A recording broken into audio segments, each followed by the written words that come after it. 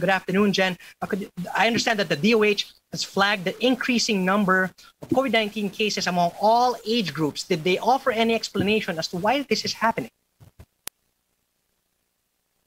Yes, Charles, the DOH reported that there was indeed an increase in COVID-19 cases being experienced across all age groups and not just among children. So last July 13 to 25, there was an overall 59% increase in cases among all age groups compared with the data from July 26 to August 8.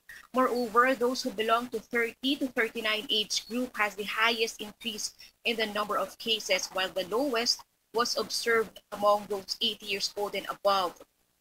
The DOH is still trying to get the data on the vaccination status of these cases and also the reason for this increase. That basically, Charles, they are saying that aside from mobility, the variants of concerns contribute to the increase in the number of cases. Charles?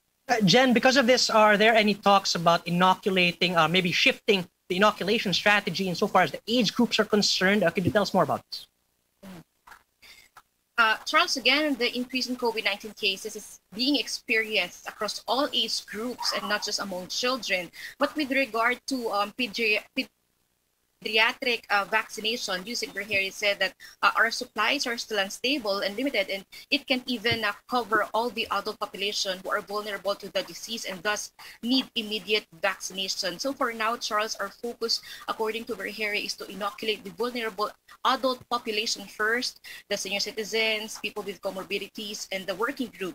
But Berheri also said that they do not neglect our young population. So let's have to wait for further evidence and let's wait for the experts to give their recommendation about pediatric vaccination. Jen, while we're waiting for that advice, authorities have also escalated some areas to alerts level 3 and 4. Which areas are these specifically, and what does this mean, and what is the reason why these levels have changed? Yes, Charles. Camarines Norte, Sorsogon, Samar, Davao Oriental, Lanao del Sur were escalated to alert level 3 from alert level 2. And also Camarines Sur and Ormoc City were escalated to alert level 4 from alert level 2. So these places were escalated because they have a positive 2-week growth rate and their average daily attack rate is also high. Jen, could you give us a breakdown of the Delta variant cases in the country? How many of these are still active and how many have recovered? Yes, Charles, 13 regions in the country, 26 provinces, and all NCR cities are affected with the Delta variant. So we have 13 active cases of the Delta variant, 426 have recovered, 10 have died, while 1 is still being verified. Now, among all the cases, 69 are from returning overseas Filipinos, 355 are local cases, while 26 are being verified if they are local or ROF cases. Moreover, 248 or 55% who have Delta variant are males. So with regard to the vaccination status, 35 have been fully vaccinated, while 17 have their first dose. 83 are not yet vaccinated, while 315 are still for verification. Charles? Yeah, thank you for those numbers, Jen. Is the Delta variant now considered the dominant COVID-19 strain in the country? And if not, what is?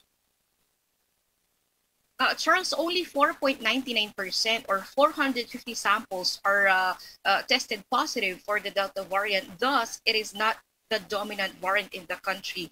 The Beta variant remains to be the dominant variant with 26.7%, followed by the Alpha variant with 23.2%. And meanwhile, only 0.02% or 2 samples turned positive for the Gamma variant. Right, Jen, we're right smack in the middle of the ECQ, and one of the purposes of this lockdown is to vaccinate as many people in as little time as possible. So could you tell us how many people in Metro Manila have actually been vaccinated? Well, Charles, according to Attorney Michael Salalima of the MMDA, 9.2 million people have been inoculated in Metro Manila. So out of this number, 3.9 million are now fully vaccinated.